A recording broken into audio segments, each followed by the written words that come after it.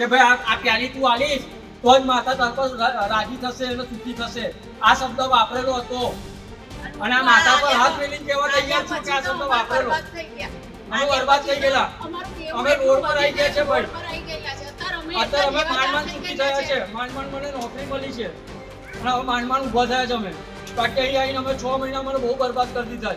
નમસ્કાર. ભુવાઓના ભવાડા ખુલ્લા પાડતી વિજ્ઞાન જાથાએ વડોદરામાં સંસ્કારી નગરી જેને કહેવાય છે ત્યાં વડોદરાના પાદરામાંથી એક ભુવાનો ખેલ ખુલ્લો પાડ્યો છે.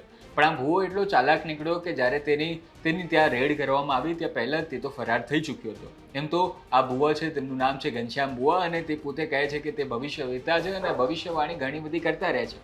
અને આની પર તેમની પર વધુ એક શંકા ગઈ છે. શંકા એટલા માટે ગઈ કારણ કે થોડા સમય પહેલાં તેમણે એક ભવિષ્યવાણી કરી હતી. એક ભુવાએ પોતાનું ભવિષ્ય ભાગતા એવું કહ્યું હતું કે એક બેંકમાં મોટી લૂંટ થવાની છે અને થોડા સમય બાદ તેમણે એવું પણ કહ્યું કે આ બેંકની લૂંટ થશે ત્યારબાદ જે ગુનેગારો છે, જે ચોર છે તે પકડાશે નહીં. અને પછી શું થયું તો સુરતની SBIમાં લૂંટ થઈ અને હજી સુધી 7 દિવસ થયા છે પણ તે ગુનેગારો હજી પકડાયા નથી. એટલે શંકાની સોય આ ઘનશ્યામ ભુવા પર આવે છે.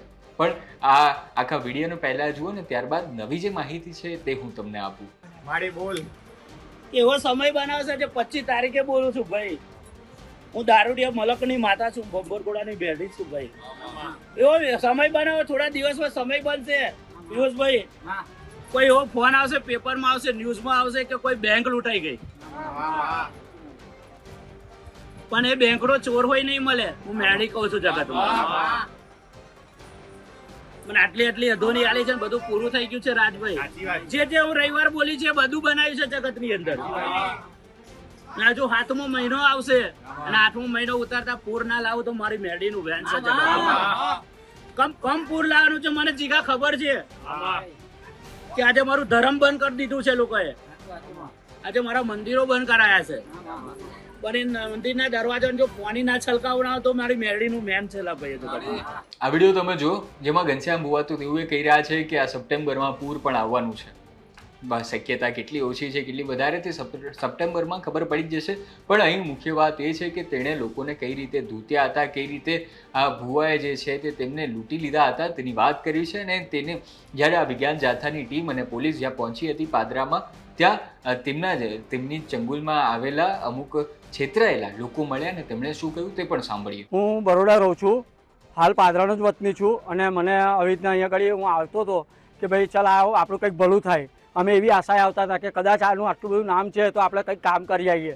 તો મેં આવતો હતો, એમના પગે પડતો હતો, બધું કરતો હતો. તો એક દિવસ એમને ધૂણીને એવું કીધું કે બેટા મને તારો ચાંદીનો ગ્લાસ જોવો છે પ્યાલી માટે દારૂ પીવા. તો આ પ્યાલીનો ચાંદીનો ગ્લાસ મેં મારી વાઈફ તે વખતે માસિક પીરિયડ જે આવે છે લેડીઝને એ ટાઈમ પર હતી. એટલે એ ટાઈમે મેં જો ઝઘડો કર્યો કે ચાંદીનો ગ્લાસ આપણા ઘરમાં છે તો તું લાય, માતાએ માગ્યો છે, કદાચ આપણું ભલું થઈ જાય.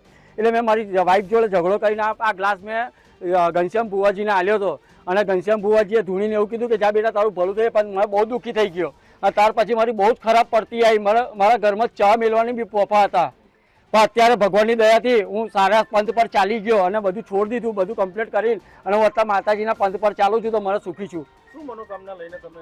હું સારું થવા માટે કે મારા ઘરમાં કંઈ પરિવર્તન આવે, હું કંઈક આગળ પ્રગતિ કરું કે તને સારી નોકરી મળશે. તો નોકરી મને ડૉક્ટરની ત્યાં લાગેલી મેં વાઘોડિયા રોડ પર. તો વાઘોડિયા રોડ પર હું નોકરી કરતો હતો. મને આ ભુવાજી એવું કીધું કે નોકરી ના કરીશ કે છે કારણ કે દવાખાનામાં નોકરી કરેલો વ્યક્તિ અહીંયા આગળ આવો ના જોઈએ કે મને આવું કીધું. એટલે પછી મેં તેની નોકરી બી છોડી દીધી.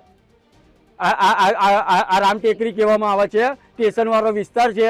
અને ઘનશ્યામ ભુવાજી તો જોયું તમે કઈ રીતે આ ભુવા જે છે તે લોકોને છેતરતા હતા, લોકોની તકલીફ દૂર કરવાના નામે લોકોને છેતરતા હતા. અને આ ભાઈ પાસેથી તો પોતાનો ચાંદીનો ગ્લાસ, તેમનો ચાંદીનો ગ્લાસ હતો તે પણ લઈ લીધો હતો. અને તે પણ શેની માટે તો કે દારૂ પીવા માટે.